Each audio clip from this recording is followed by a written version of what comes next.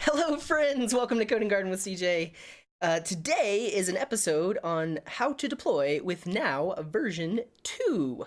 You might see I look a little bit different today. I actually got some new lights in my streaming studio. I'm also like an orangish color. I messed with the white balance. I don't know. But welcome to the stream. Let's say hello to all the people. Hello Rabbitworks, JavaScript, welcome to the stream. Hello Daniel. Hello Brett. Hello Danielle, welcome, welcome. Hello Takadine. Hello Vias. Hello Amy. Hello Abel Hamid, who says, hello CJ, I like your live streams. Thank you. Yeah, Rabbitworks JavaScript says, I can see your aura. You can see the light reflecting off of my forehead. Hello, Chris. Welcome to the stream. So the lights are doing a wonderful job. As you can tell, there's not as much like weird things happening on the edges and stuff. I just have to work on the camera white balance because the camera's pretty far away, and I have like lights in different areas. So if I do the white balance up close, it's not the same white balance as what's over here. I don't know, but yeah, it's working. Yeah, it's nice. It's nice. Bahatjia says it's 1:30 a.m. for them. You should go to sleep. Or not, I don't know. Hello, Joe. Welcome to the stream. Hello, Alka. Yeah, Danielle says your green screen is working a lot better now. It seems to. I like that. And it's also not, like, messing with, like, the stickers on my laptop. Hello, Dabi. Welcome to the stream. Abdel Hamid, who says, is there a way to scrape a very large HTML table? There is. It always just varies on how they have it set up.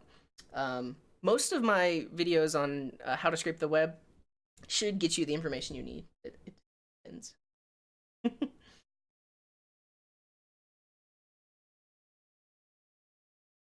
Alka says it's very much a blue screen. Did I say green screen? Did someone else say green screen? Oh yeah, it is a blue screen. Oh, the blue outline for sure. Woo! Oh yeah, you can see it slightly. It's because so there are different like blue screen settings you can adjust, and one of them will like reduce that outline, but I kind of like it. I don't know. And hello, Rolando from Panama. Welcome to the stream. Okay, the point of this live stream is to talk about now.sh deployment. Is from the company Zeet, and they have this global serverless platform. So if you've watched pretty much any of my past videos, pretty much any of them where I deploy, I use Now to deploy. However, I have been using Now version 1 for a very long time. Now version 2 came out about 8 months ago. And I have just been really slow to switch because Now used to be very much just you type the command and it instantly deploys, no configuration required. With the version 2, you have to have a configuration file. So the main point of this live stream is going to talk about that configuration file, what all of the different parts and pieces of it, and what you would need to do to deploy your existing app with Now v2 and that configuration file. So if at any point anyone has questions or thoughts about Now, please feel free to throw them in the chat. Also, if you've had like issues or weird things happening with Now, feel free to ask a question. Maybe we can figure it out. And this is my README. And you notice it's just a bunch of links. So I am pretty much just linking to the documentation to show you where these bits and pieces are explained, but I'll do my best to explain them as well. First off, what is Now? If you're not familiar with it, it is a cloud platform for serverless deployment. Essentially, you can host static websites, backend apps written in Node or Go or PHP or Python or many other things.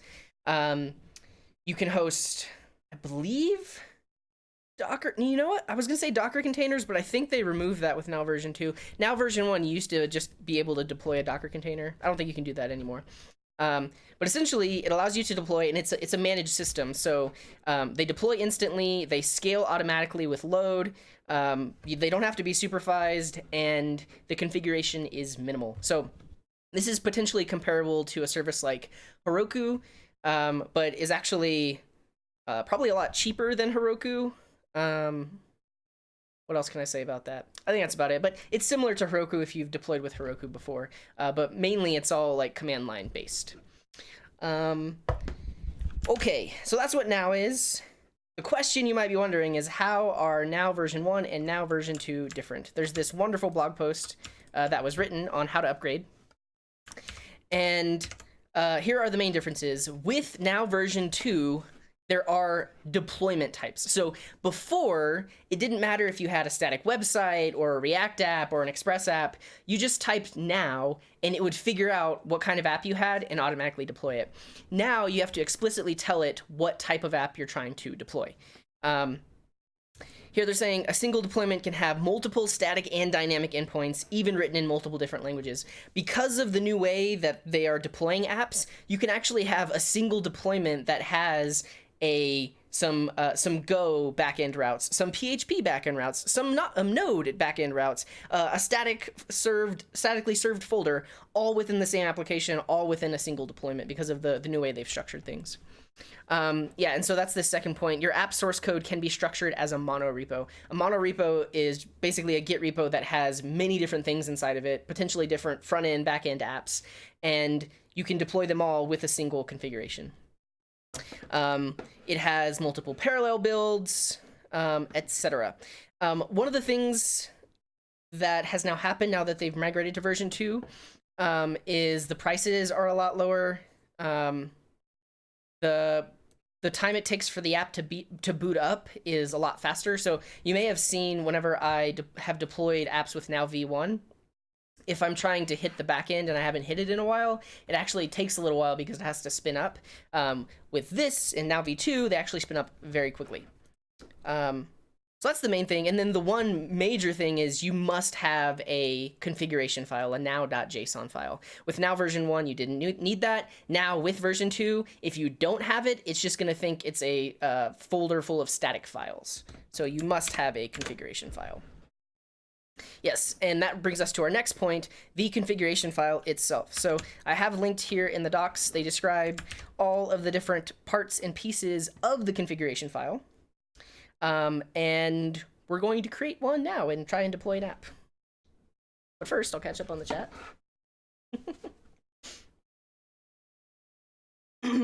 Oh, Danielle says, I look like a Force ghost.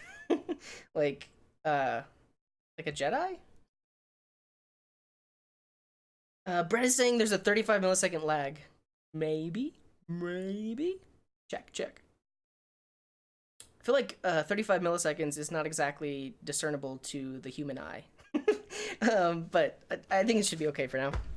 And I think I do plan to split this up potentially into smaller videos and upload those as well. So I'll edit all of this out. Okay, so in the configuration file, you have first the name of your application.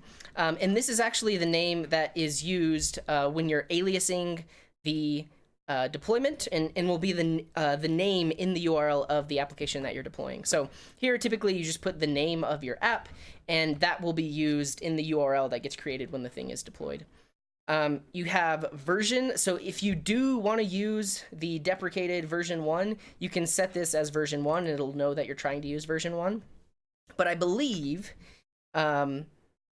once you sign up, you choose which version you're using. Because I signed up a very long time ago, my account is still on v1, but I'm about to create a new account, and we'll set that one to v2. You can set an alias. So an alias is like a friendly URL. And if you set that in your configuration file, when you type now alias, it'll automatically pull that alias from the configuration file when setting the alias. So you don't have to type it out in the command line, which is nice. There are a few other things in here, but I think that's good enough for now. Let's create an account. So we can click join free on the homepage. I'm going to sign up with email.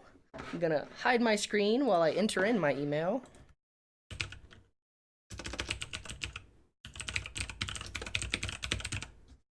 Here we go. Okay, it's giving me a confirmation. I need to check my email, and then believe there will be a link that I can click. Yes, I click verify in my email, and it says sign up was successful. I'm gonna show my screen again. So I just signed up. I don't want to stay posted on important product and security updates, so let's uncheck that. Cool. And then if I go back to the window where I clicked sign up, now I can fill out my details. So my name is CJR, username, let's call this Coding Garden. Continue. Username is already in use. What? I don't think maybe I did sign up with Coding Garden a while back. What about without a dash? There we go. They do have GitHub integration. I'm not going to show that today because typically I just do all of my deployments from the terminal, but you actually can set it up to automatically sync with GitHub. So anytime you push to GitHub, it creates a new deployment. I'm not going to do that. Skip. And then this gives us some info on how to create a basic app. But now that I have my account, we can actually log in. And we also need to install now. I don't have that installed either. So create an account. Next thing is we're going to install now on our machine. So if you do npm install -g now, that will install now version 2 automatically. Great. And once that's installed, if you just type, well, I don't want to type now because it's going to try to deploy. If I do now -- version, yeah, I get what version of now that I have. Great. So we have now installed. Now I also want to log in so that way whenever I deploy, it is linked to this account that I just signed up with. So let's do now login. Enter your email. I'm going to hide my screen for a second.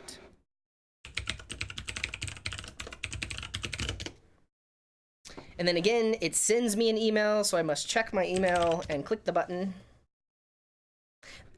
I'll say Zeet and now have a really cool login system. Like you essentially never have to type in a password. They always do it. It's almost like two-factor auth where when you're logging in, they send you an email and by clicking the button in the email, it logs you in on the other thing. I guess I feel like my email address is fairly public, but I'm gonna try to hide it anyways. Okay. So they sent an email, I clicked the link, it confirmed me, and now I am logged in locally on my machine. So whenever I type now to attempt to deploy, it's going to be under that account that I signed up with. Great. All right, what's next? Okay, so let's look at builders. So this is one of the key things in Now v2 is that you have to specify a builder. Let's just look what those are really quick. So builders are modules that transform your source code into the outputs, being either static files and or Lambda functions, which are served by our CDN. So they have several different builders built in. So you can see in this example here, they're using the static builder to build any HTML files. They're using the node builder to build any server-side JavaScript files. So essentially in your configuration file, you have to specify which builder to use, and that varies based on which project you're using. If you click on official builders, you can see all of the builders that they have built, but it's actually also possible to build your own builder. I think it could potentially deploy different languages, etc., but they're all there for you to use. Now, let's talk about the difference between these, because this is usually what trips people up the most when they're trying to deploy with Now v2. So now static. So at now/static, this builder is just for basic HTML, CSS, and JavaScript websites that do not require a build process. So if you just created an index.html file, you created the CSS, you created some maybe vanilla JavaScript or like some jQuery or something like that, and it's all just sitting there and those files can be deployed to the web, you want to use the now static builder.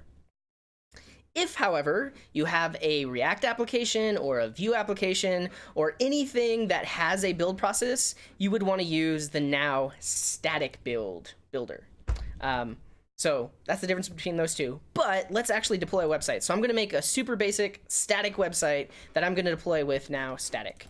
So let's create a new folder. Let's call it static. Let's call it static example. And then inside of here, I'm going to have an index.html file. We'll just create a basic index.html. Let's call this static example. I think I'm just going to make a black web page with the Coding Garden logo on it. So let's actually link, let's say like styles.css. And then in here, I'm going to create a new file, call it styles.css. Let's say the body has a background color of black and margin of 0 pixels. Cool. And let's just serve this up locally on my machine right now just to preview what's happening. So I'm going to go into the static example folder. And I believe is serve something that's by now. Static file serving and directory listing. I think this is what now uses for static sites. So I'm just going to use this locally, but I'm just going to use I'm going to use it, but I'm not going to install it globally. I'm going to use npx. So if I say npx serve, let's see what happens. It should download serve and then start serving this directory static example on my local machine. So let's take a look. And there we go. We have a black web page. That's a good sign. Let's just right here, just have like an H1 that says hello world. And then in our CSS, we'll change the color to be white. So we should be able to see it. There it is. Okay, so this is our static website being served locally. I have an image that I'm going to put on it. So right here, let's just do an image. That's the source. The alt is Coding Garden Flowers. Let's see what we get. Refresh. There it is. It's gigantic. Let's add some styles. So let's say this image has a width of 80% and the height is auto. There we go. And then let's just like center it in the middle. So I'm going to make this body a flexbox. Justify content, center, align, items, center, and we'll make the height be 100 view height. So it should be like directly centered. There we go. And it should automatically like expand and all that. Cool. Okay. This is our website. It's super basic. It's just an index.html file, a styles.css file. And you know what? Just to make this a little more interesting, let's actually put the image in this directory as well to be deployed. Right now, I'm just loading it from Imager. This is my break timer, so let's take a quick stretch. Today, I am drinking Mango Bubbly. It's carbonated water. Okay. Let's save this. I'm gonna hide my screen for just a second.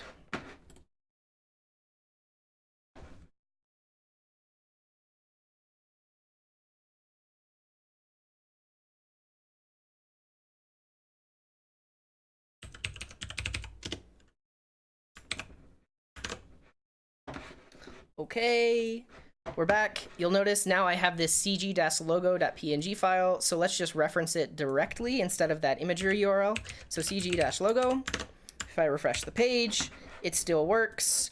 Great. Okay, so I have this static website, and I'm going to deploy it. This is where I will use the now static builder, specifically because these are just basic static files, right? There's no build process involved. It's just static files. So what I need to do is in this directory, we're going to create that now.json configuration file. It's an object. Remember, we have the name property. I'm just going to call this static example. We have the version property. I'm going to tell this that it's version 2.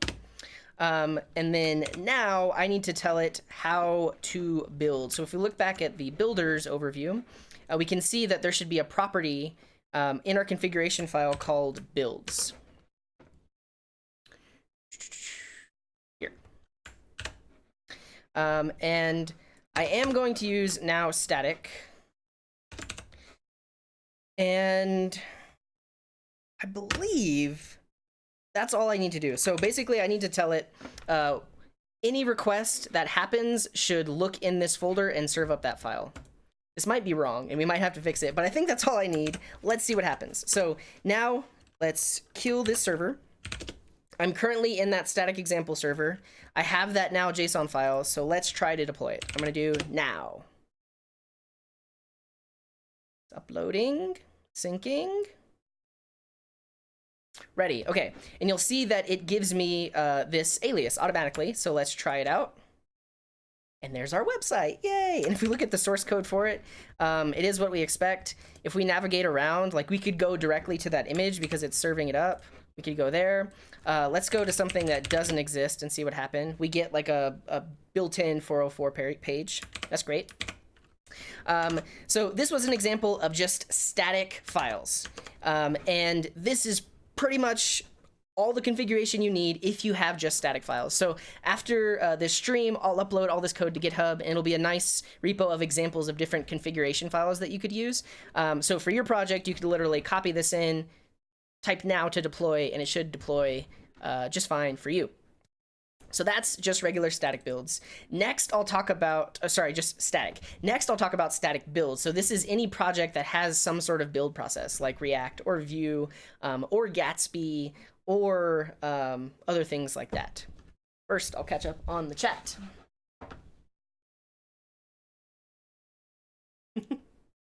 Yeah, so RabbitWorks had the question, is now only for backends or both? And I kind of just answered it with the app that I deployed. You can use it for front-end applications as well. So this is just a static front-end application, and we were able to deploy it with now. There are other builders like Node Server or Node, and those are for back-end applications.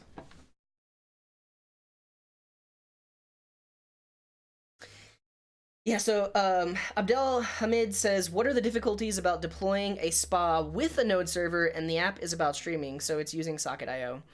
I actually haven't looked into that, but I think you could run into some issues because the, I believe, and I'll show there are some major differences between now Node and now Node server. Pretty much if you've built any Express application or followed any of the tutorials on my channel, you want to use Node server. You don't want to use Node. However, I haven't quite tried to use this with Socket.io yet. I have a feeling there will be issues because of the way it does like serverless functions. So I'll say right now, I don't know. We could probably figure it out or see if it's even possible. Yeah, and Abunga asked the question, what's the difference between now Node and now Node server? I will definitely show you exactly the difference, but at a high level, Node server is for like an Express application that kind of does all of the routing internally. You have lots of app.gets and app.use. Now Node is specifically for Lambda functions. And if you don't know what that is, I'll show you in a bit, but it's essentially just one little request handler. So you have a JavaScript file that exports a function with rec and res, or request and response, and it's just one request handler.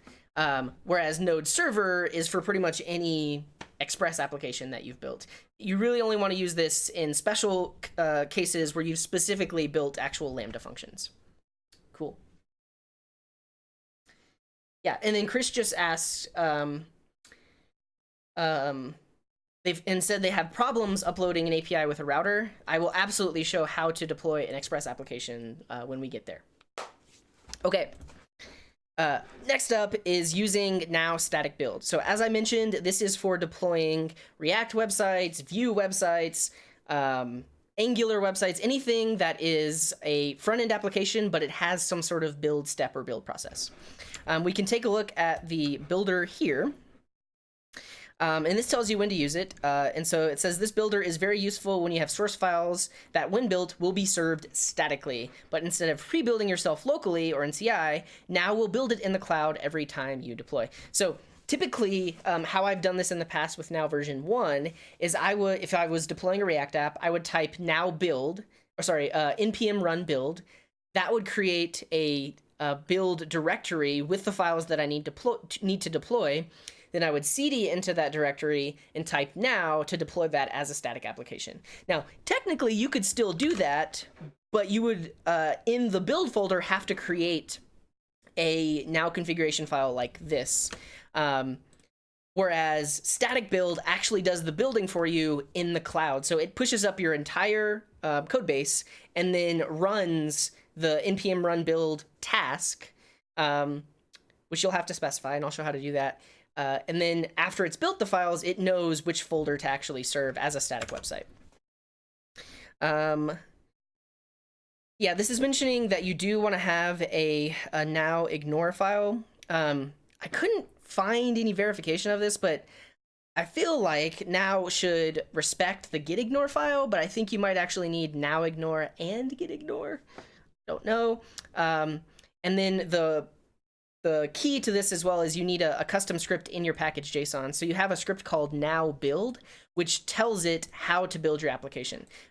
Typically, if you've set up like create React app, or if you've generated an app with the Vue CLI, this would just be npm run build as your now build command. And then we can see in our configuration file, we specify the source as our package JSON and then tell it to use now static build. Okay, so for this, I need to create an app that I can deploy. To take a quick poll, there are a few people watching. Should I generate a React app or a Vue app? Let's make a quick little poll.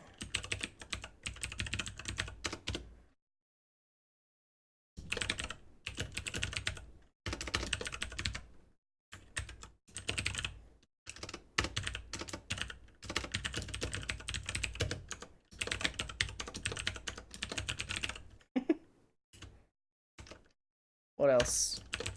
Like an Ember app? Oh, Svelte would be fun. Oh, but Svelte doesn't exactly have a build process. Never mind. Okay. IP duplication checking, go.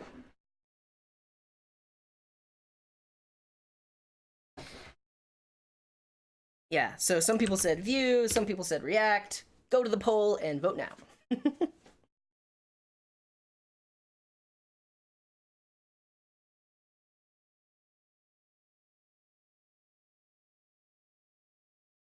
And while people are voting, Data in the chat has a question.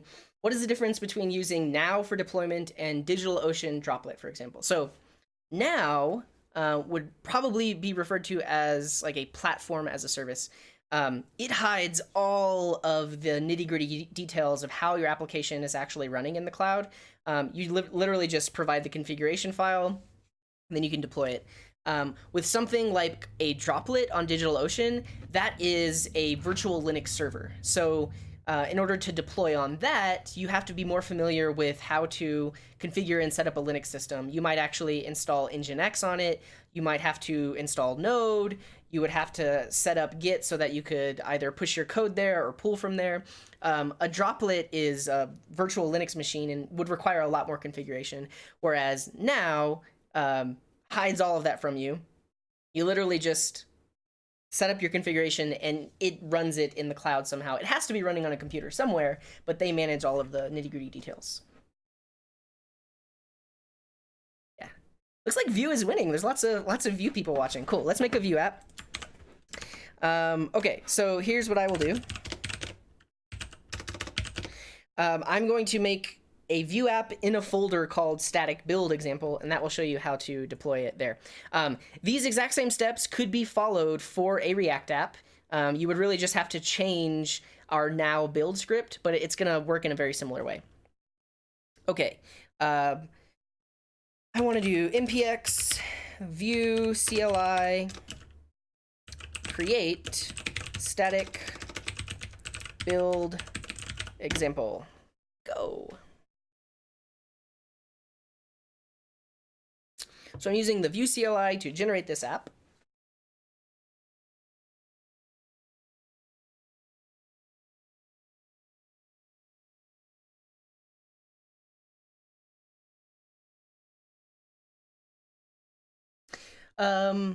This will be deploying a Vue app that was generated with the CLI. There was a question of just a Vue instance. Yeah, so this is going to be a full-fledged CLI app that is using Webpack. Let's select our features. We want Babel, Why not add PWA? We want the router. I think that's all we need for now. Use history mode for router. Requires proper server setup for index fallback in production. So this is an interesting question because it would require further configuration with our now deployment. Because if we set up and tell it to use history mode, then there certain URLs could break if we don't set it up right in our now configuration. So I think I'm actually going to say yes here so I can show you how to set that up. But essentially, that makes it so that routes don't have a hash in the URL. It's like clean URLs. That's good enough for me.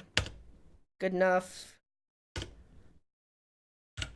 Yeah, and I'm not really going to do any customization to the app. I'm just going to generate the Vue app and then deploy it.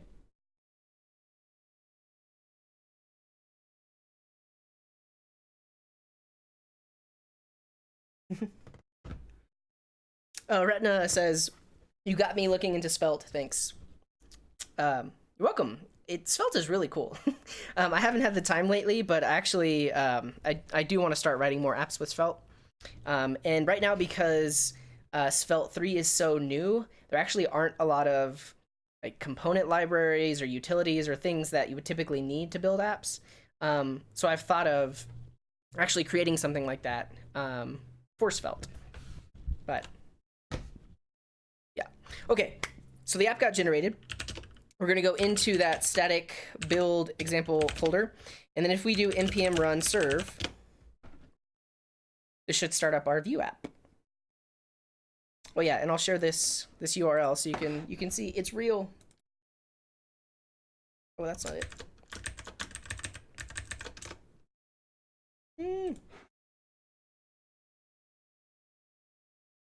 I don't know, my clipboard has not been sharing between computers. Here's what I'll do. I'm gonna go to the YouTube chat. It's me.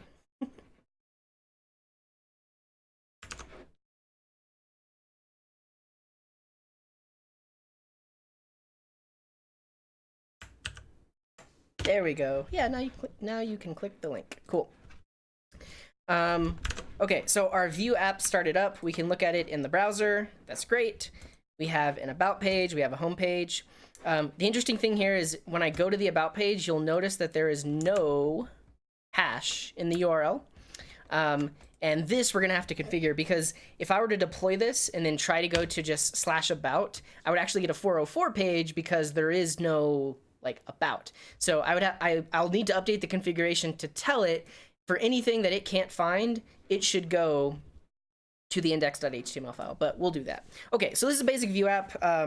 Honestly, I'm not gonna add any customizations or change anything in it. So this might as well have been a React app, but what we are going to do is create a configuration file. So let's create a now.json. I'm gonna copy over my original one, but then we're gonna change some things. Okay, so here we'll call this the static build example. We're using version 2. And for builds, we want to use static build. And the source is going to be package.json. So let's take a quick stretch.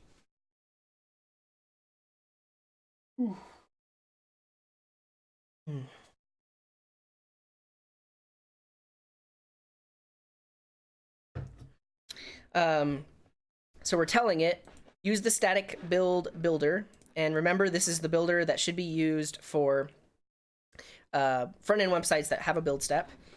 And we're telling it to look at the package.json. So now that we have that, we need to update our package.json with a now build script. So if we look here, we can see that there is the regular build script. This is the Vue CLI build one, but we also need to add the now build script. And specifically, this is what's going to run whenever we deploy it to now. And really, I could just do npm run build because that points it here, which does the Vue CLI service build. Easy enough. I could also just put this there directly, but what if in the future I want to change my build script? Then I would have to update this one as well. So I'm just going to do that, which will in turn run the actual build script. Now, it's important to note that by default, The now static build looks for a folder called dist, D-I-S-T, and that's what it's going to serve up. I believe by default, the Vue CLI creates a folder called dist, and we can actually check this. So if I do npm run build, and I'm inside of my Vue app right now, we can see what folder it creates. Oh no.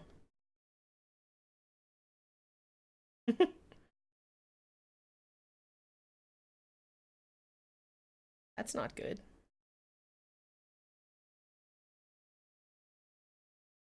Hopefully you can get past these errors.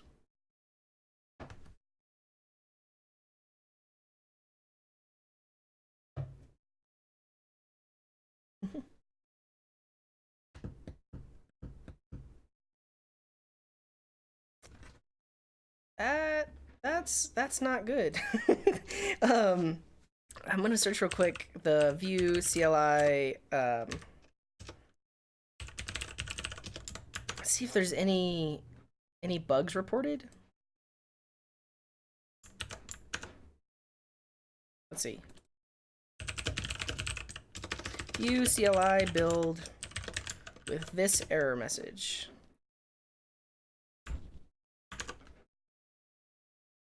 This is from 3 hours ago. They got the same error.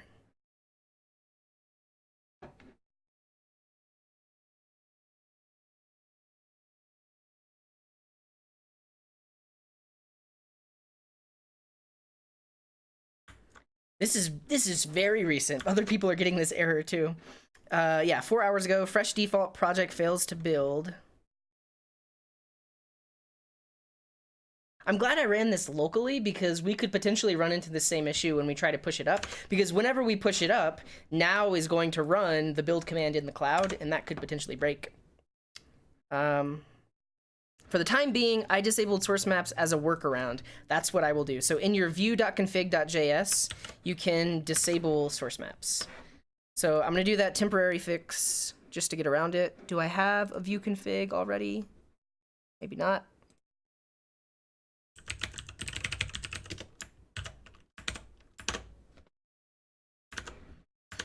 Okay, so we're going to try it with that. And let's try to build again. Yeah, Alka says cutting edge errors. I always hate it when something like the Vue CLI breaks like this because it's like a deterrent for beginners. Like yesterday, somebody just learned about Vue. Today, they're going to try and use it, and then all of a sudden it breaks. That's very unfortunate. But that worked. Cool. Thanks, Internet. Thanks, Garatasopa, for the fix.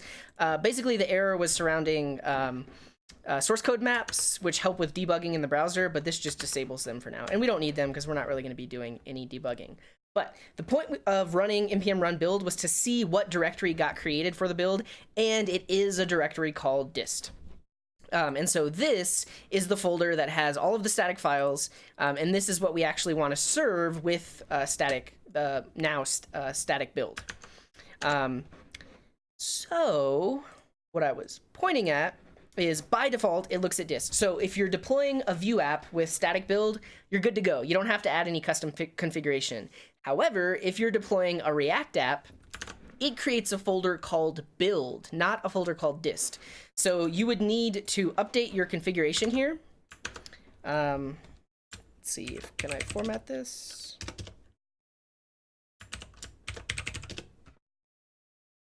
Can I use prettier? There we go.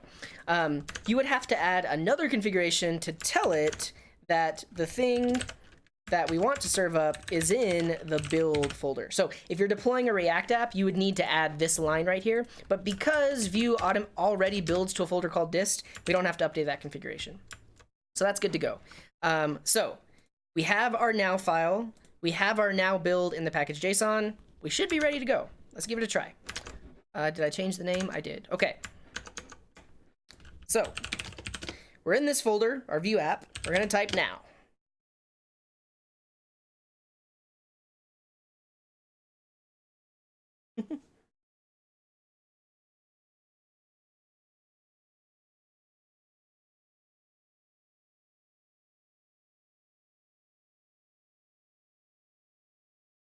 Yeah, there's a message in the chat from Bahatja, who says, such an error totally pushed me away from Feathers.js. The first app I tried to create got a type error for a bunch of modules. And that happens. And so we're basically talking about like the fact that the build broke for the Vue CLI. This happened to me a while back. It was for the Vue CLI, but it was actually a dependency that broke, and it broke pretty much any project that was using Webpack. I think it was AJV, another JSON validator, but that library had a regression, and then a bunch of different things broke because of its regression. And the result of that was the creator of AJV actually added some checks in as a part of their CI process that says, like, every time we're about to release a new version, we actually need to run the test suites of all of these dependent projects to make sure that we don't break them. Which is something that, well, actually, I don't know what the root problem is, so I don't know who should do that, but people should do things like that.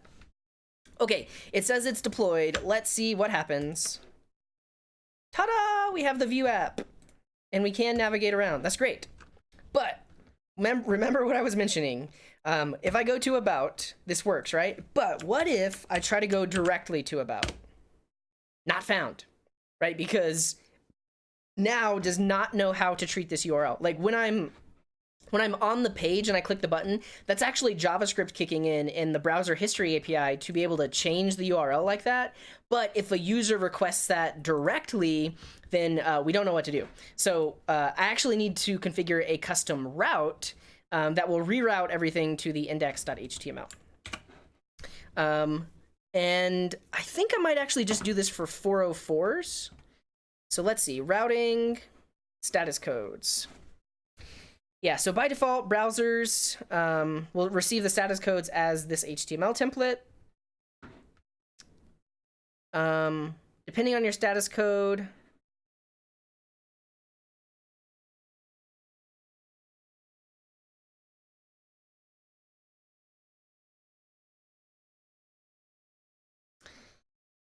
yeah, I want to know, how do I override a specific status code with a given route? Let's see if, I think it's listed in here under routes.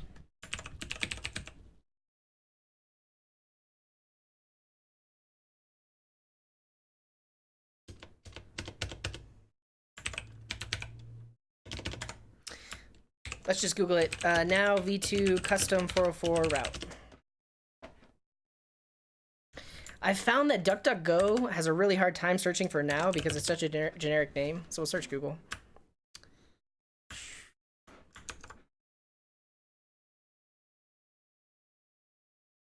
We don't support it at the moment. What? An alternative would be to have your application deal with all the routing, therefore serving 404 custom pages when needed.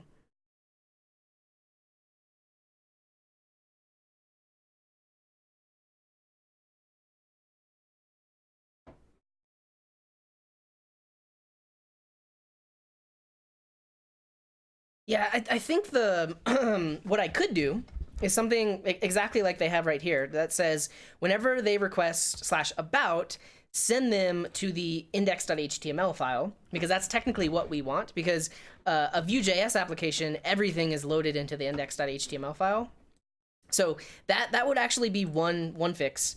The thing about that, though, is in a larger Vue application with lots of routes, I would have to go in and add every single one. So I'm not sure I want to do that. I also don't want to route everything to the index.html file because they're like JSON files, CSS files, JavaScript files, those actually do exist in the dist folder.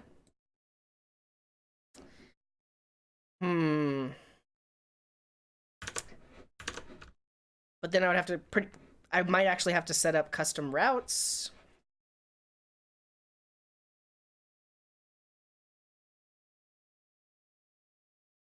Yeah, any suggestions, thoughts? I think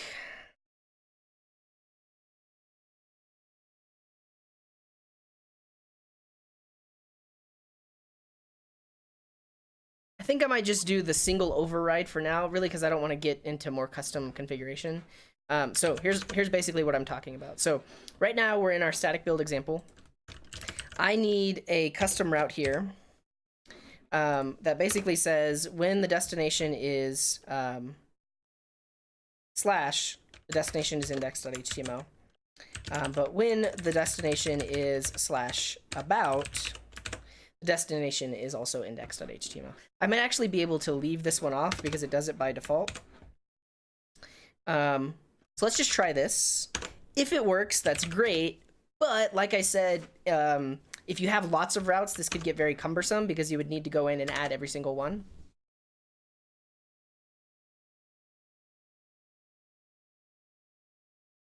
So let's see.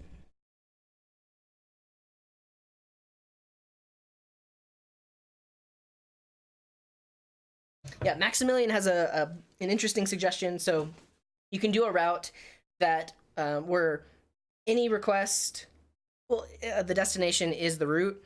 I don't necessarily want to do that because it might actually make it so that when like about whatever.js is requested, it instead sends back the index.html, which is not what I want. But I can try it. I can definitely try it. In binary, just ask if I'm going to demonstrate deploying a Next application. So Next is server-side rendered React. I didn't plan on it, but maybe towards the end I can. Just remind me. Okay, let's see what happens. So we're here.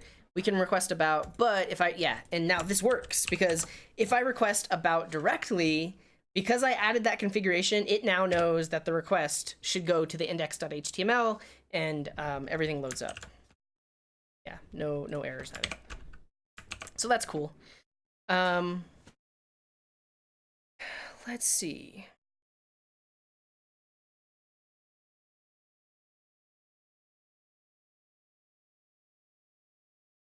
We have a feature called file system that is perfect for static builds.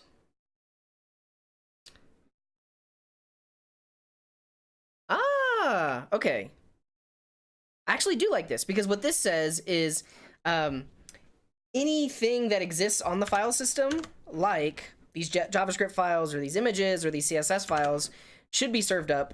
But then this is kind of like a fall through. So like if it doesn't match any of those, then we'll serve the index.html. So let's try doing this. And our 404 here has to actually be index.html. And I actually don't want it to be a 404 status. Because it could be that they're requesting /about, and that's not a 404 because we actually need to load the index to load everything else. Okay, let's see if this works. And also to check if it works, we're gonna add let's add a bunch of other routes as well. So in our source code, if we look at our router, let's just add some other routes. So we have /about, we have about-2, which loads the about component. We're just gonna have a bunch of about routes.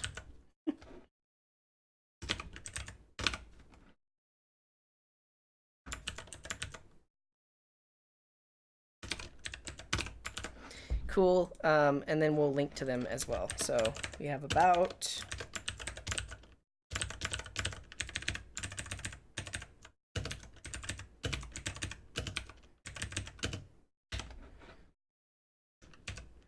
Did I have a 1? No, I started it at 2. Okay.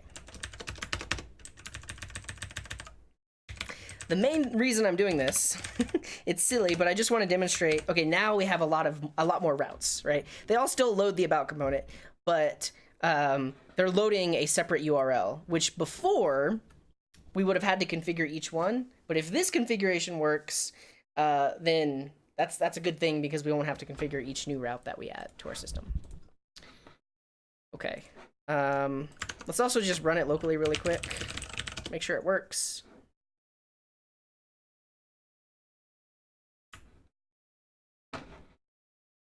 About 2, about 3, about 4. Okay. So now we're going to try it with this configuration, which uses the file system handler, and then anything it can't find, it puts there. I So because this happens, I probably would also want a 404, like a not found route in my actual Vue app. Not sure how to do that. I don't think are these like a drop through? Let me see. Vue router not found page.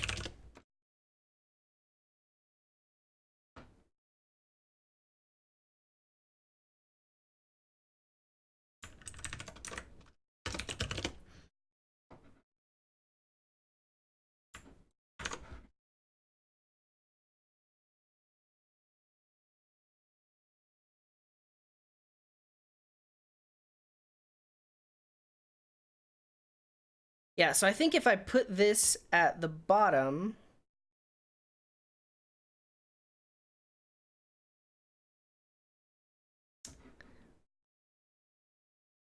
let's see, this thing, router.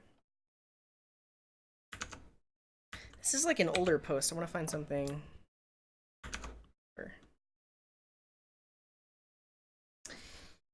Yeah, I think it might work that just, let's just do this. Yeah, the last one, basically it's a fall through. So if none of these other ones match, we're gonna have our not found. And let's just create a simple not found view.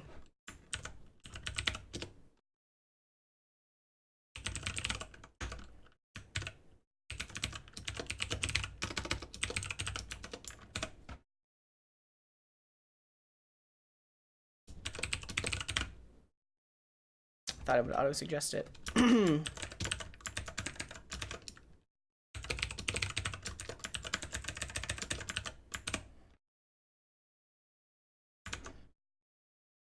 And let's also just try it out before we try to deploy.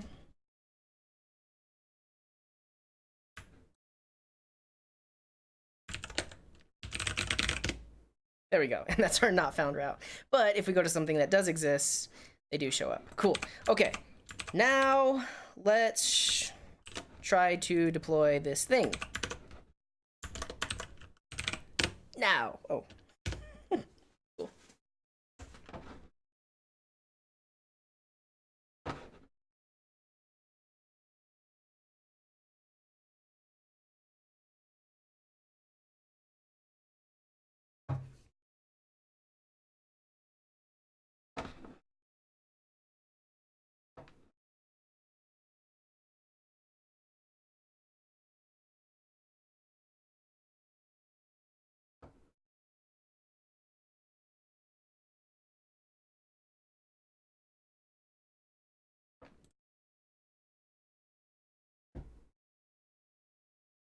All right.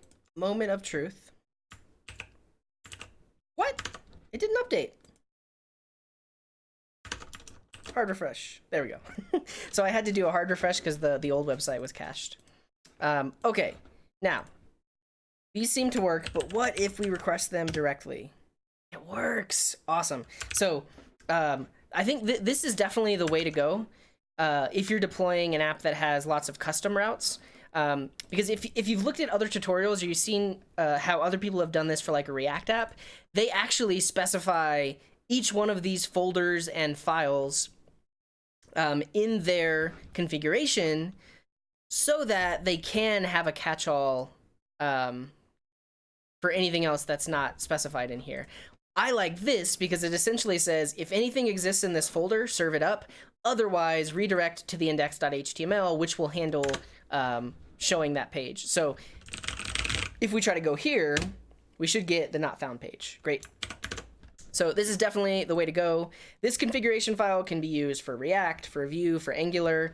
I mentioned it earlier. The one thing you might need to configure is the name of your built folder. And I have it linked here how you can do that. That is just the dist-dir. So like with React, you would need to change this to build instead of dist. Okay, so that's static build. Great. Yeah, so Brett is asking how to work with the progressive web app static page. Technically, this is a progressive web app because it has like a service worker and everything else like that. No differently because progressive web apps are still just they're still just static websites, but they have like special JavaScript that might be running in the background, like a service worker. And because those are just static files, it was able to like request this app.js file and load in the service worker. Curious if we look at like application, you can see service workers.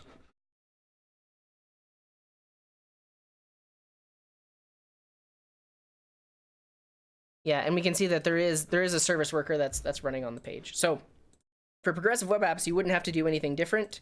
It will just work because it is like static files. Okay, because we're here and because we have time, let's just do the same thing with the React app. So I'm actually going to move this to static build example view.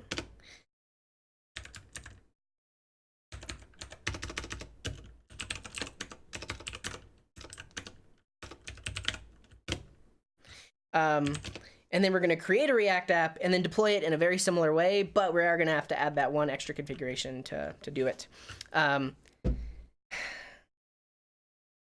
said, it's not going to have any custom routes because I don't want to spend the time setting up a router. I could look for like an existing app. I don't know. Let's just generate an app. Let's do create React app. We're going to do static build React. Static build example React.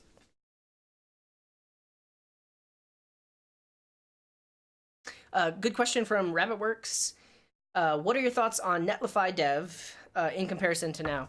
I'm not totally familiar with Netlify. I do know that Netlify is a really cool service, and I've only done like basic deployments with it. But I know that you can hook it up to GitHub repos to do automatic deployment. I believe they do have like a CLI as well. Yeah, so back when I did the 101 ways to deploy a React or a web app, or was it a React? It was a React app. I used Netlify for that. And I think Netlify Dev is a way of just running Netlify locally on your machine. Is that correct? Let's look it up.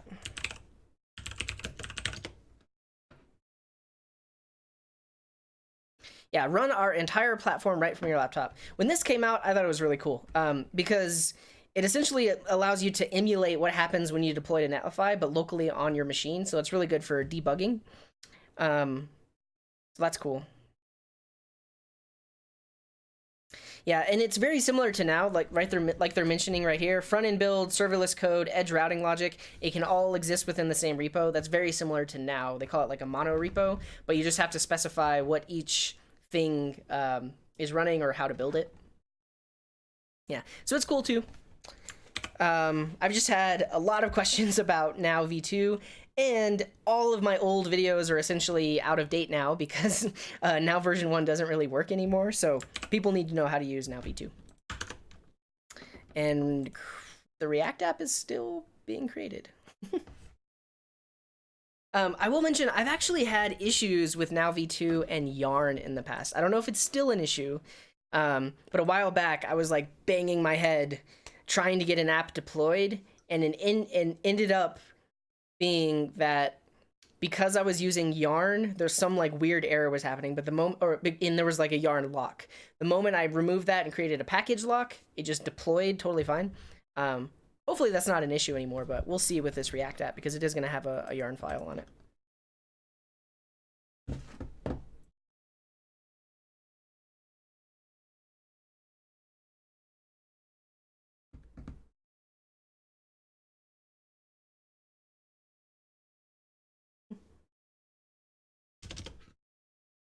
It's trying.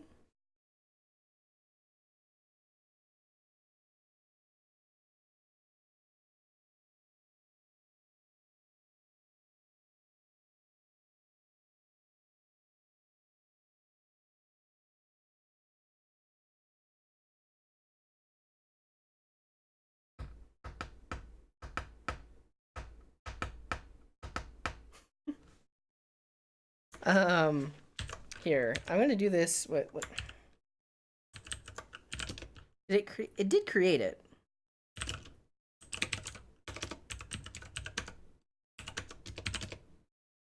Oh. I'm gonna remove yarn, yeah. That way it just uses npm. Okay. This isn't the issue that I was talking about. But I don't like that that took a really long time to run. Go.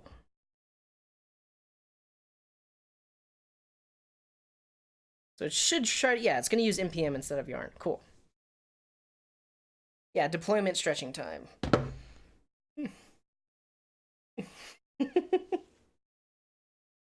Yeah, PJ was asking, how are you wearing long sleeves at the moment? I thought about it this morning. Like, I looked at the weather.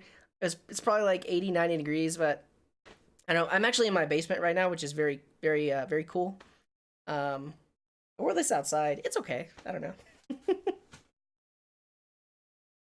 Wally was asking, do I need to start up my local caching server? No, I actually ended up uninstalling that. The main reason being, all the package locks that it created had localhost as the registry. So when somebody else pulled down my project and tried to install things, it would break. So I didn't like that. So now I'm just using regular npm. Also, I guess it was the last stream or the one before last stream. Someone recommended pnpm, which does linking.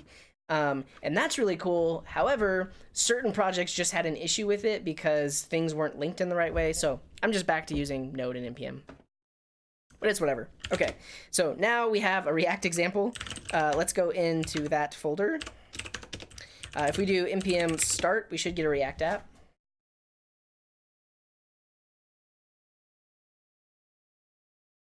Yeah, I'll allow it. I actually upgraded to Mojave yesterday. Look at my Finder. It's black. And all my window Chrome is black too, which is pretty cool. But after updating, all these apps I have to reconfirm their permissions again. Okay, so we have a basic React app. Let's try to deploy it with now. So I'm gonna kill that. Let's close all these files. And really, our configuration is gonna look really, really similar to our Vue app. The only difference being we need to tell it what the build folder is. So if I do build this, you'll see that it doesn't create a folder called dist, it creates a folder called build, this folder here. And all the build files are gonna get put into that folder. See, like that. But we need to tell now where that folder is. And if you look in the README, there's a link to the configuration, which shows you how to do that. You need this right here.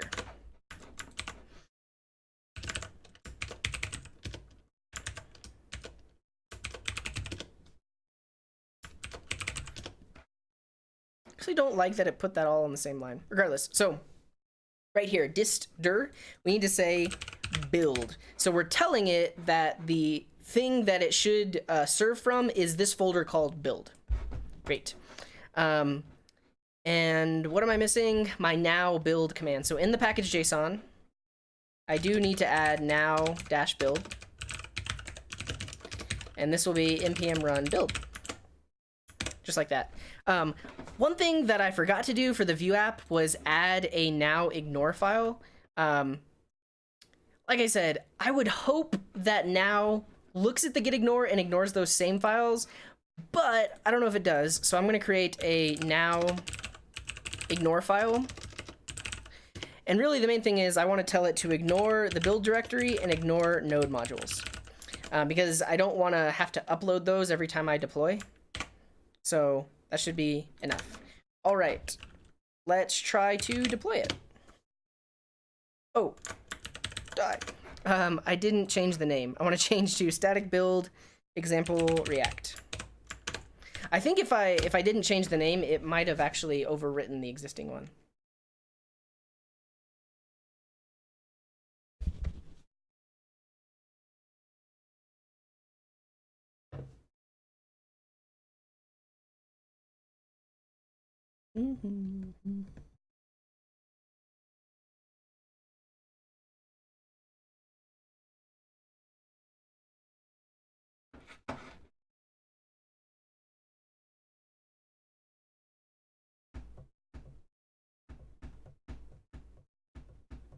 It's trying.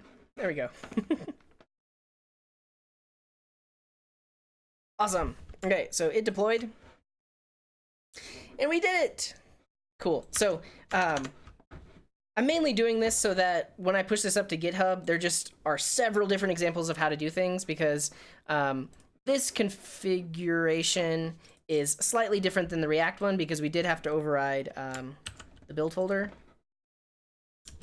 I'm gonna do this. I like that formatting. Cool. And if you added a router to this React app, you wouldn't have to change anything, because this automatically handles that for you. Cool. All right.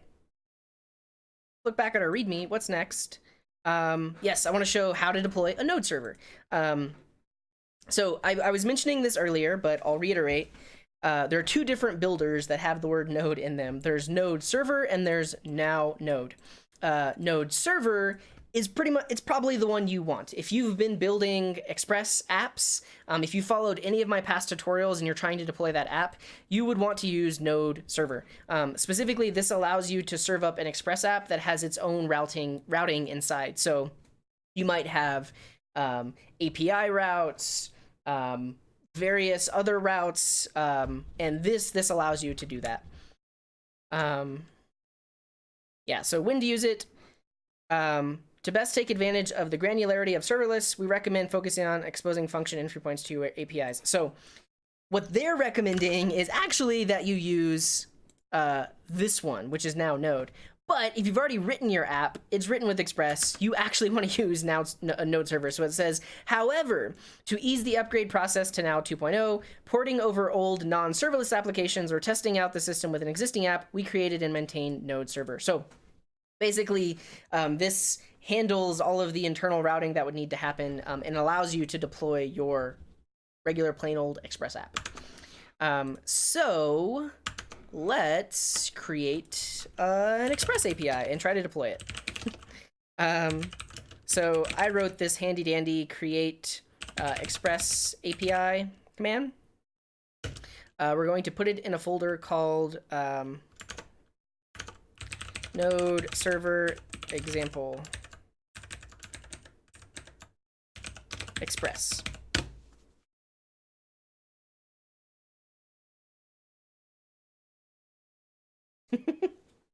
Rabbitworks asks, what are your thoughts of tesseracts? Is that the like 4 or 5 dimensional cube?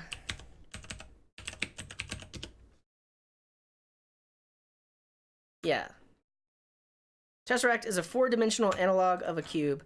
This might not be what you're talking about. Is this what you're talking about? But clarify. Because you were talking about this, I think it's really cool.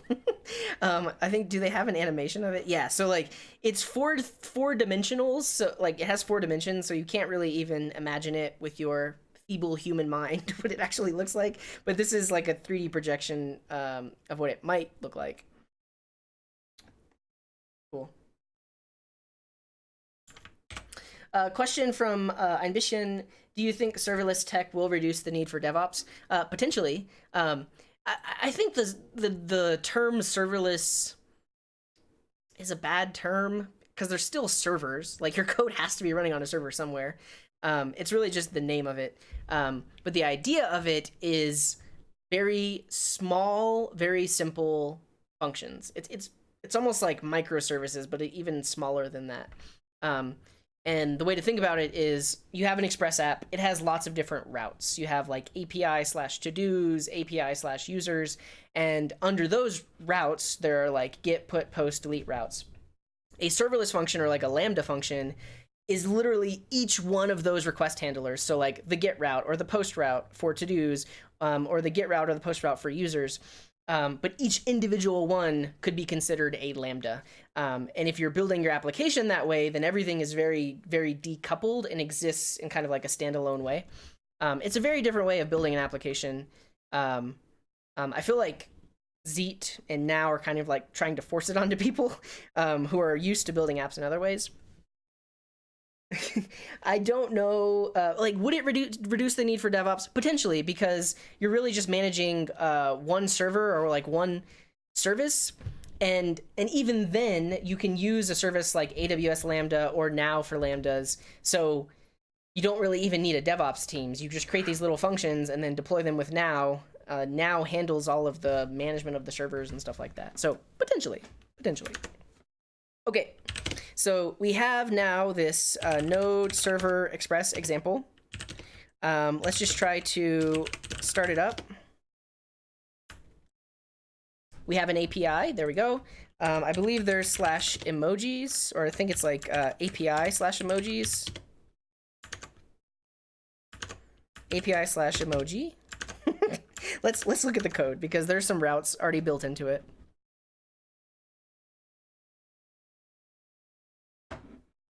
Oh, it's is it just /emojis or is it API v1 emojis? There we go. So we have this nice little route.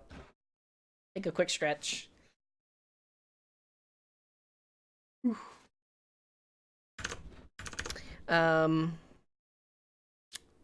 think that's our only route. Cool. It's a super basic Express app, but it could be an app that has many different routes or many different nested routes. I'll say the one thing about this Express app is it does not have a public folder with static files. So a lot of times people create an Express app and actually do something like app.use express.static and serve up like a public folder. And then Express actually does the serving of those static files. I'll mention that this is just a plain old API, so we don't have that.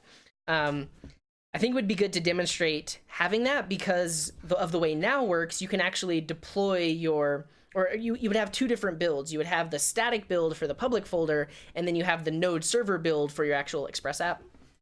For now, I'm just going to deploy the API as is. So let's do it. So in here, we need a now.json file. We'll start off with this. So we called this node server express example. Is that the same format I'm using? Yeah.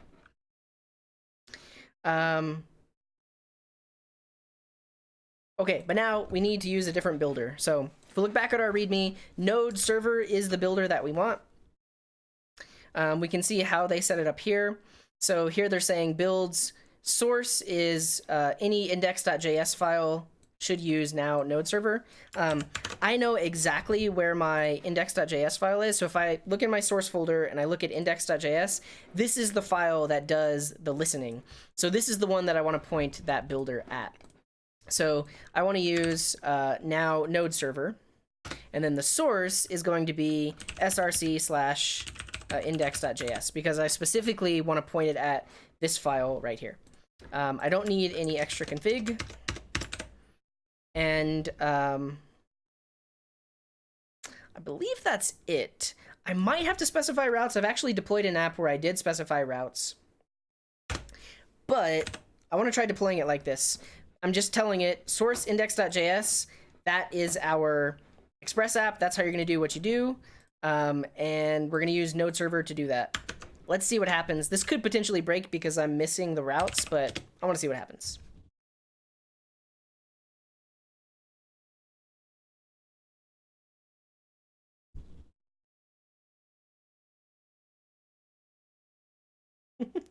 Alka is saying, I feel like, so I'm saying Zeet. But he's saying it's pronounced like kite, so like zeit. It might actually be zeit, like the zeitgeist. I don't know. I pronounce a lot of things weird. Alvaro asked the question, what would the Jamstack be in comparison with serverless? Jamstack, I believe, ultimately is just built into like a static website. So I think that's things like Gatsby, Upress, maybe even like Hugo, Ghost might be able to do it, but the idea with all of those is when you're coding locally, you actually do have, like in the case of Gatsby, you actually do have a GraphQL API that you're coding against. But at the end of the day, when you build your application to deploy, it embeds all of that data into the app and just creates completely static files. And then when those are deployed, it just deployed to a static file server. So I think it's slightly different from serverless. Okay, so this got deployed. Let's see if it works. It does not work. And so this is what you might actually run into if you try to deploy Express APIs in the past. It just gives us a directory listing, and we don't want that. So what we need to do is define a route so that this actually gets served up as the API. So I believe we want to say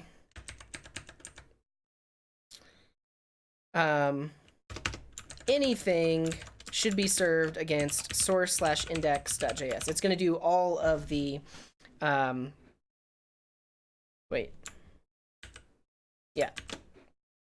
this is going to have all of the logic inside of it. So if I request /index.js is going to know how to handle that. If I request /API/v1/emojis, this one is going to know how to handle it. I think this is how to set it up.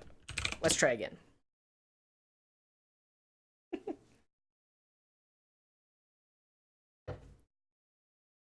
Pijo asked a good question. Do Zeit and Netlify cost a lot for anything that's not a hobby project? Zeit and Now are extremely cheap. I believe maybe I need the beginning slash. So slash anything should go to index.js.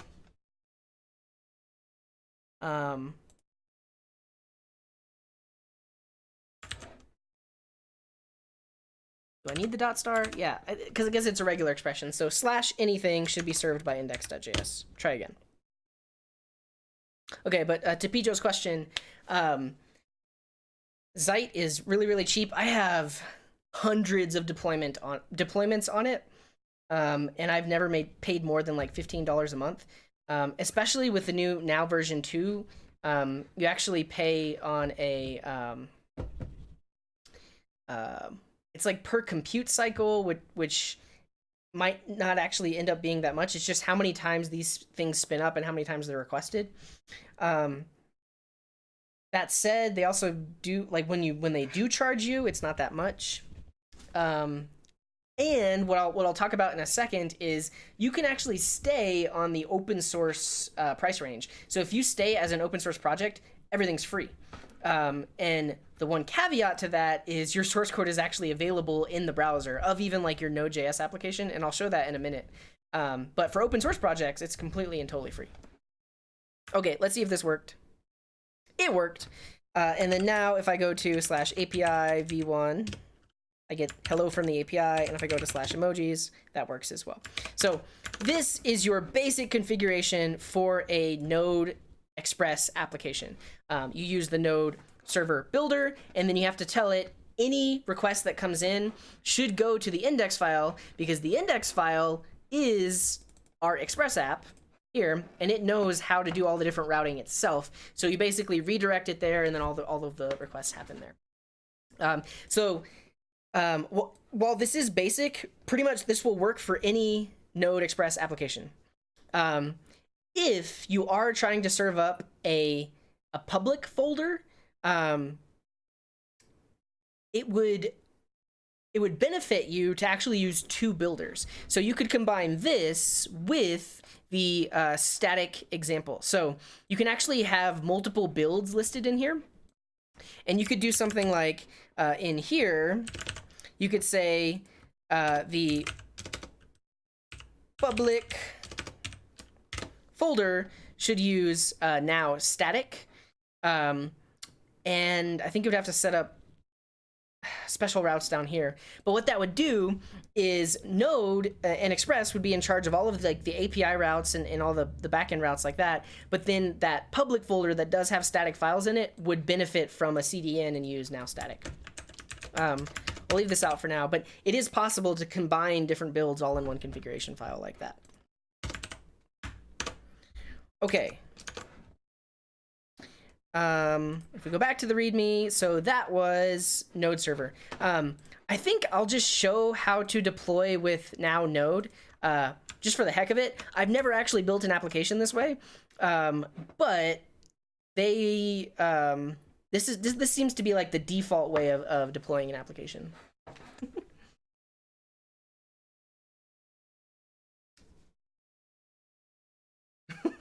I'm catching up on the chat.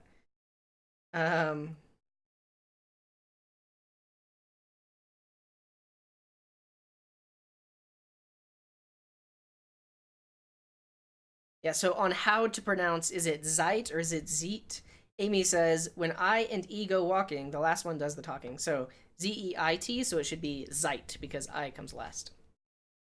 That makes sense. And Alka mentions that his jam stack is strawberry and peanut butter. That's pretty good. And Chris says, yes, that is my problem. So Chris, I'll push this up to GitHub, but this should be the configuration that you need to deploy your Express application. You may need to change this property right here. So this is pointing at the file that listens on a given port. So your file may be named something differently, and if it is, you'll need to update that. And then same thing, it just needs to match here. So those two will need to match based on which file actually listens for your Express app. But this should do it. Okay, so last one, and then maybe we'll do a Next.js app, but I do want to show Node, which is used for Lambda functions. And we can also kind of talk about like what is a Lambda function. Let's do this. I'm going to zoom way in. Here it is. This is a Lambda function. It's a simple file that exports one function that looks like an Express request handler. This is actually a node.js concept as a request handler, but you see it has the rec and the res variables, that's request and response. And then you have your logic in here, and at the end of it, you could do, I think res.json is an Express specific thing. So here you might just have res.send, but you have access to rec.query, you have access to rec.body, all of the things you would do inside of an Express route, you can do in this Lambda. But the thing is, this is the entire application. So this is specifically when you would use now Node, is if you have lots of little functions like this that aren't all built into one Express app, and you just want to have your functions stand alone like this. So let's do that. We'll just create like a basic app. I'm going to try something really quick. So the now command comes with an init. I believe it'll generate a project for us. So let's try it. So I'm going to do now init node lambda example. And it should actually ask us which type. No example. Okay. Now init node. Did you mean node.js? Yes, I did. Oh, I'm in the wrong. It generated it in this. I should have CD'd out of that folder. But it created this folder, which has all the things we need. Okay, I'm going to delete that, and I'm going to try again in the directory of it. Okay, so now also has a built-in way of generating projects. So if I do now init node.js, this will create a folder called node.js. And if we look at it, it's using two of the builders. It's using now static for serving all of the static files in the www folder, and it's using now node to serve any of the files in the API folder. But what's interesting is if we look at their example, this is a Lambda function. So this is not an Express app. You'll notice that it's super simple. Like this is the only backend code we have in here, and it's just a request handler that returns the current time. And then we have some front end code that actually like makes the request to get the current time, and some styles, etc. But yeah, that's it. If we look at the package JSON, it's super simple. Let's go ahead and try and deploy this thing. So yeah, I guess the thing to note is because we have these builds and we don't have the routes specified, any of our Lambda functions can be called by just directly their name. So if I do /API/date.js, it's going to call this Lambda function. If I wanted it to have a nice name like API/date, I would need to add the route right here. But regardless, let's just try to deploy this really quick. I'm going to move node.js to be node lambda example. And then I'm going to go into that directory and then just try to deploy it.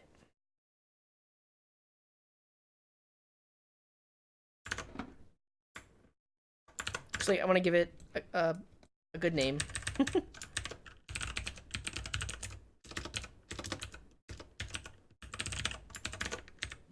Okay. I'm going to catch up on the chat. Robbins says, CJ, I've learned so much from you. Really, thank you. You're awesome. You're very welcome. I'm happy to help. Happy to spread the knowledge. Pijo says, I spent an hour today setting up a Node API deploy on DigitalOcean. This put me to shame. This just put me to shame. And it's really because Now is handling all of the configuration. Yeah, like and specifically we're talking about like this example here, because if I wanted to deploy this on my own Linux server or something like on DigitalOcean, I would need to install Node on that machine, probably need to install Git. Like you have to configure the whole Linux machine to be able to like run the app. You probably have an Nginx running to like handle port forwarding and stuff like that. Whereas this just works. Okay, so this deployed. Let's see what happens. Great. And then we get the date there. But you'll notice if I go to API/date, we'll probably get like a not found. Yeah, but if I go to date.js, we get like this is that Lambda function. This is the function that's just returning the time as a string. So that's great and all, but what if I wanted like a clean URL? I could specify that in my routes. So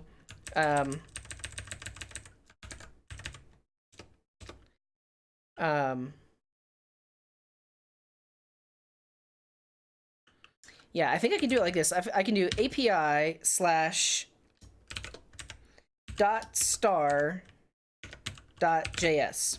So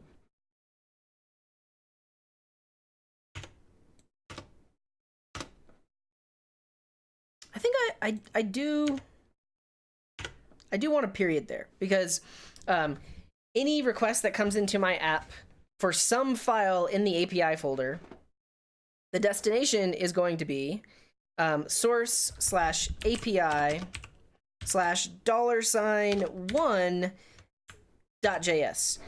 So for instance, if I request API/date, that's going to match here.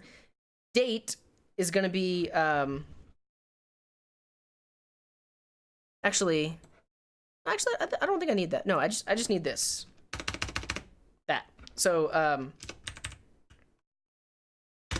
API/whatever, and then I'm actually going to send it to API/ whatever you typed in .js. I think that'll do it.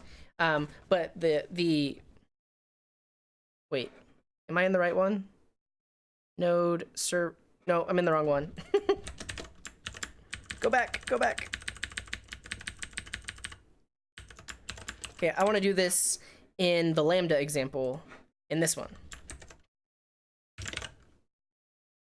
And so now this is just going to be API/$1.js. So if I request API/date, it's going to send it to API/date.js. But let's just create another little Lambda function. Let's call this emojis. And we're just going to send back some emojis. I don't know if I specifically have to JSON stringify it. I'm just gonna do it anyways. So stringify this array of emojis. We're gonna have the cat emoji. We'll have the rainbow emoji. We'll have the wee woo wee woo, the flashing light emoji. One more. The cop emoji. Okay. So this is a super simple Lambda function that just responds with an array of emojis. And yeah. But now when I deploy, I should be able to request API/emoji, and that's going to go to this JS file and return the array of emojis. Okay, let's go.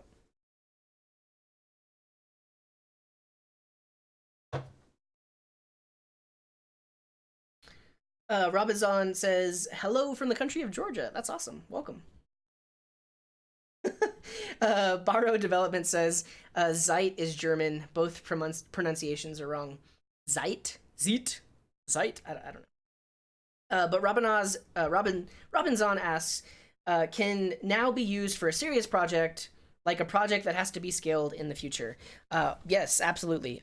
So they actually have scaling built in. So I believe you can set it in your dashboard where, well, and actually I think the idea of it being a serverless function is each new request that comes in actually spins up a new instance. So it just scales automatically. If your app, for whatever reason, just gets hit with hundreds of thousands of requests all of a sudden, because it is a serverless function, it's actually going to spin up lots of different instances to handle all of that traffic.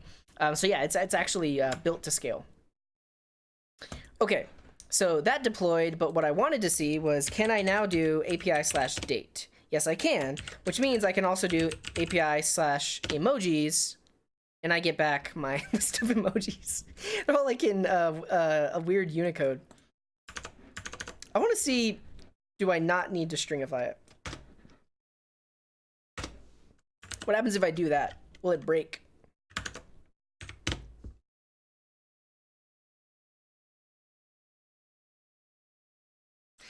Yeah, and I guess you're seeing me do this with all these projects, but if I change something, I have to redeploy. So I changed it, I just type now and it's going to redeploy it.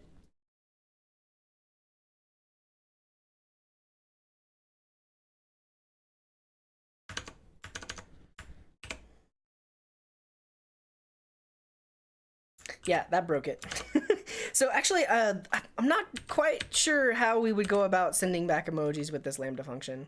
I'm really curious why it had that like really weird encoding. But I don't know.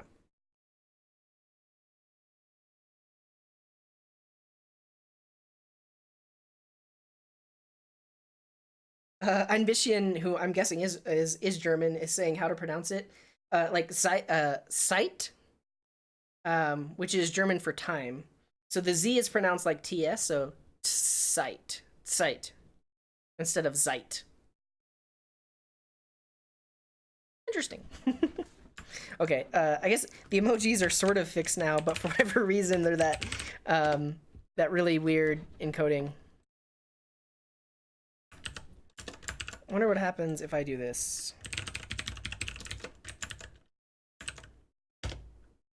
Yeah, can't have emojis. I'm sure we could fix that in some way. Okay, so this has been how to deploy with now v2.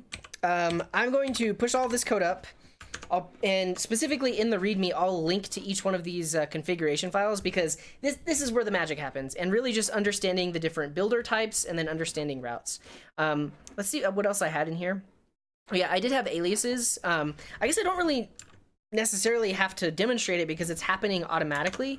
So you've seen with like every app that I've deployed, it actually has a really nice URL. It has the name of the app dot my username dot now.sh, and for me that's good enough. But if you did want to change that alias to be like something cool dot now.sh, you can use the alias command. So yeah, and just like I mentioned, because I'm already logged in and because I have a name in there, it's giving me a very nice domain by default. But if I do want to set a custom alias, I can set the alias property in there, and then in the terminal type now alias, and it'll automatically make this the alias for it instead. Yeah, so now alias, the URL of the deployment, and then the subdomain or the domain you want to alias it to. You can alias to custom domains. I actually do this a lot. So like any of my custom apps that I've deployed that are at a custom domain, they're probably on now. You just have to configure your DNS settings with wherever you got the domain to point to now, so that they know how to route those requests. Yeah, that's aliasing. What else? Environment variables and secrets. Okay, this is another fairly important thing. I don't think I'll demonstrate deploying with it, because if you've watched any of my past videos, it still works in the same way, where essentially you can store your secrets on now. So let's just see what that looks like. So if you do now secrets list, this is going to show you all of the secrets that you have stored under your account. I don't have any, so let's add one. So let's just say like now secrets add. We'll say like database URL, and then you give it a value. I'm just going to give it just like a fake value like that. But once we add it, oh, I'll need to wrap this in double quotes.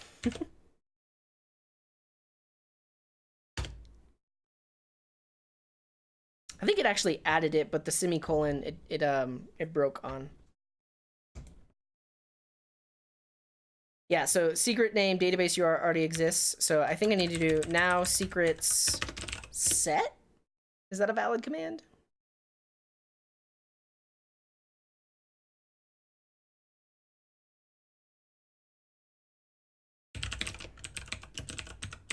Let's see. It should tell me.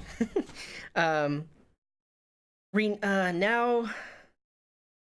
add, rename, remove. I probably have to remove it and then re-add it. Regardless, I was just showing with an example value anyway. So now if I do now secrets list, it'll show me that database URL is something that I can use. And then now if I wanted to deploy and use that, so I would probably here, this is where I would put like my Mongo Lab database connection, or I guess now it's MongoDB, is it Compass? Or if I have a Postgres database on AWS, that connection string I could store as a secret here. And this is essentially a way of like hiding that secret information, so that you don't have to like, you wouldn't commit it to your source code or anything like that. But now that you have the secret added, when you deploy an application, so let's say for example my Node Server Express example, when you deploy it, you can specify environment variables. So I can do -e, and let's say like database URL. So the left-hand side of this, in all caps, should match the environment variable that you're using inside of your code. So like in your code, if you connected to the database with process.env.database URL, that's what would be here. And then on the right-hand side, you can use your now secret. So because I named it database-URL, here I would say at database-URL, and that essentially tells now I want to take the value of this secret that I've already stored and put it into this environment variable so that it can be used for the application. You can take a look at their documentation on how to use it. They also have a way of specifying environment variables in your now.json, so that way you don't have to specify it every time you deploy.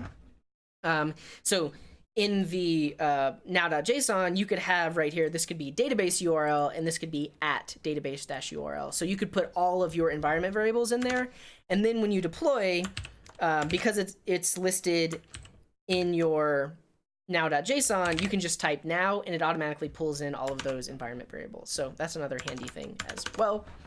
Oh yeah, and then the last thing is special paths. So I mentioned earlier that if you have a free account, it's technically open source. So for any of your deployments, you can visit /source, anyone can, if it's open source, and view the actual source code. Typically with a Node.js application, you can't view the source code unless you go look at GitHub and you know that it's on GitHub or something like that. But this actually gives you a source code browser, and it's a way of kind of like perusing open source projects that are deployed on now. So if I go to my dashboard, let's look at my dashboard. we can see all of the apps that I've deployed in the show so far. And for example, let's look at our React example. So if we go to the site, this is the deployed React site. But if I go to /_src, this is actually going to load up the source code browser. And I can see all of like the actual React source code inside of the browser. So I can see like the JSX code, I can see the stuff in the public folder, and this will work for any of my deployments because I'm currently on the open source plan. So even the Node Express example, like if I go to the app and then go to the source directory, I can actually look at the node.js source code.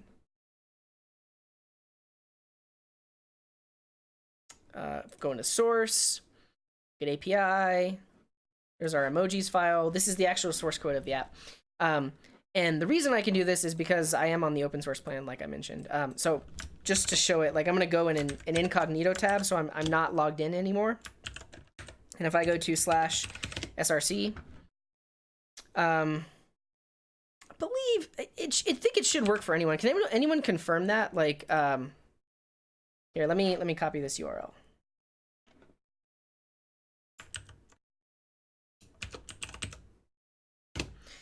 If you're logged in to now and you go to this URL, I think you can see the source code.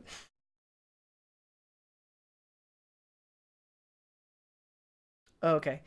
And hello, Carlos. Welcome to the stream. Alka is mentioning that UTF-8 doesn't support emoji, so maybe I need to tell it to be UTF-16. I'm not going to bother with that, but that's probably the issue.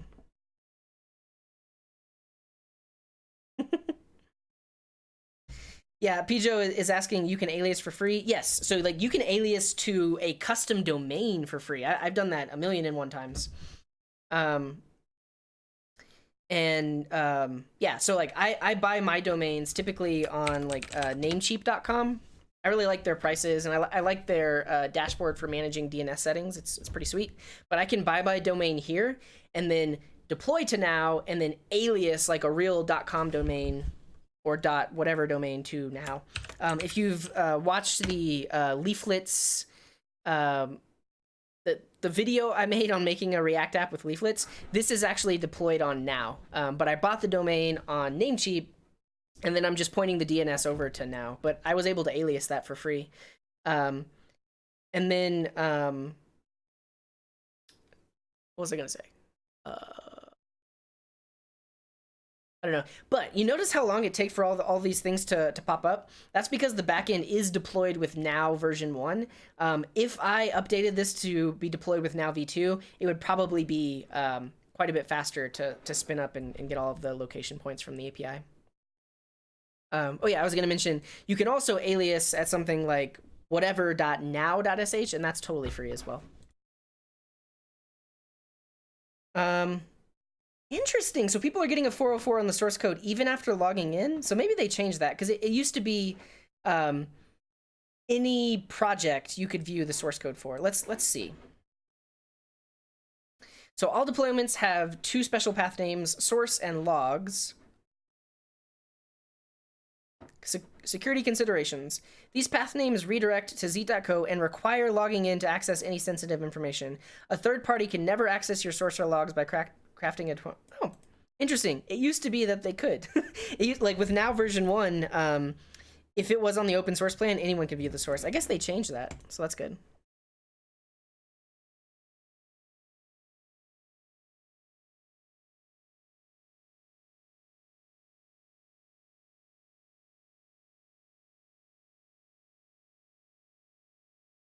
Oh, interesting. Yeah, and Chris is mentioning they had some issues with now and TypeScript, but I think Alka is helping them out on how to deploy that. But Chris, if you're in the Discord, feel free to throw some messages in there. We can probably help you debug that deployment. Okay. Earlier, someone did mention that they would like to see me deploy a Next app. I guess one thing I'll show is if you go to, I think it's zeet.co or zeit.co/examples. Yeah, they have lots of examples of different types of things and how to deploy them. So they show how you would deploy Gatsby, PHP 7, a Python app, ViewPress. Let's look at Express. Yeah. This is where I think this is actually pretty misleading, because if you follow this example, it's having you use the now node instead of now node server, whereas you should be using now node server. So this is a little confusing, but if you look, for example, at like next.js, let me look at its configuration. You point it at the configuration file, you say now next, which is a custom builder, and you should be good to go. We can just try really quick to generate an app. Let's do now init next. Did you mean next.js? Yeah, sure. Cool. So this actually generates a next.js folder. We have our pre-configured now.js, now.json file. We have our package JSON with like our next build scripts, etc. We have a few pages like about, index, and we have like a header component. Cool, and this should actually deploy for us, but let's just try to get it going. Let's move that into a different folder. Let's call it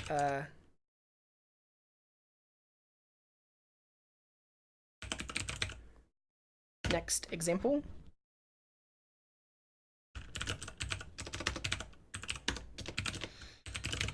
Let's just try to run it locally really quick.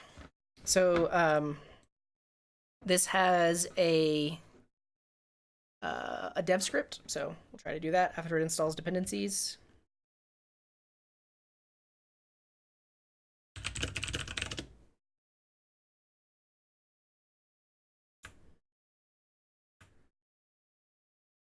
Cool. So we have here a Next.js application. I guess the cool thing about that is that it is server-side rendered React. So you define all of your pages as like React components. And these actually get rendered on the server side when they're initially loaded. But then if you go start browsing, it's actually a single page application, and it dynamically loads the content here instead of re-requesting it. So it's a really cool way to build server-side rendered React apps. But it looks like this is all the configuration you need. And then we should be able to deploy it.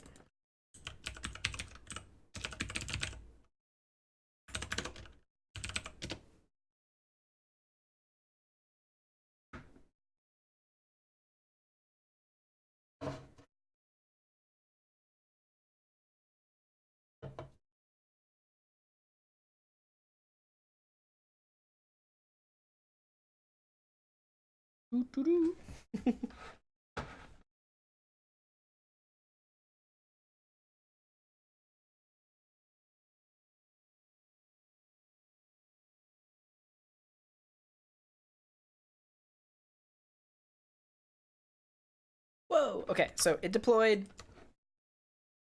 Everything seems to work. It's great. I've never really built an app with Next.js, but it looks like the way they generate the app is fairly similar to what you would have if you built the Next app yourself. And it's a fairly simple configuration. Okay, that's pretty much everything I wanted to cover. I am going to take this 2-hour-long live stream and break it up into separate videos for how I deploy each thing. So check that out. Any last thoughts, comments, questions, shout outs, words, anything else I should mention about Now version 2 before we end this live stream? Yeah, and I guess I'll go ahead and push up to GitHub. Though, I want to make sure that all of these directories don't have nested Git folders. Nope. Nope. Nope. Nope. Guess there's also the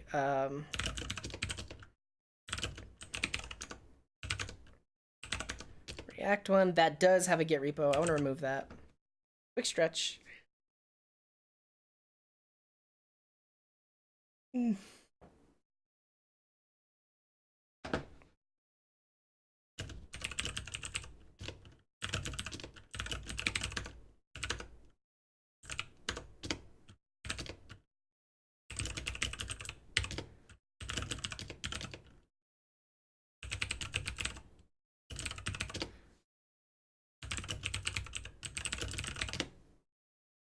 Ooh.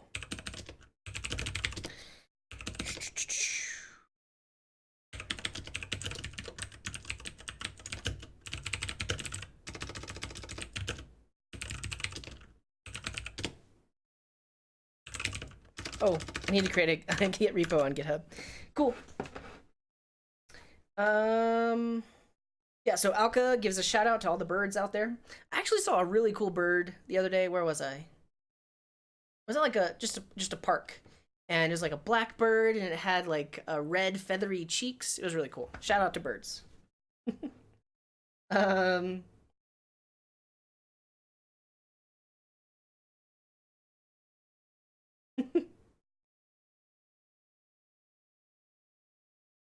Cool. Siobhan mentions they're gonna release an app for YouTubers. Its name is My YouTuber Channel. That's pretty cool. I think they're definitely YouTubers such as myself could use an application for like managing live streams, managing incoming comments, managing the community in general. I've thought about potentially apps that I could build for that.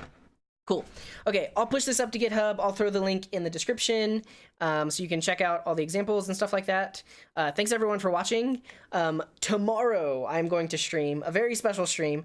I'm not going to announce just what it is just yet, but you will see. And keep an eye out on my channel and on Twitter. I will post. I'll definitely do it ahead of time that I'm going to be streaming. Probably, I want to say like 2 or 3 p.m. Mountain Time tomorrow.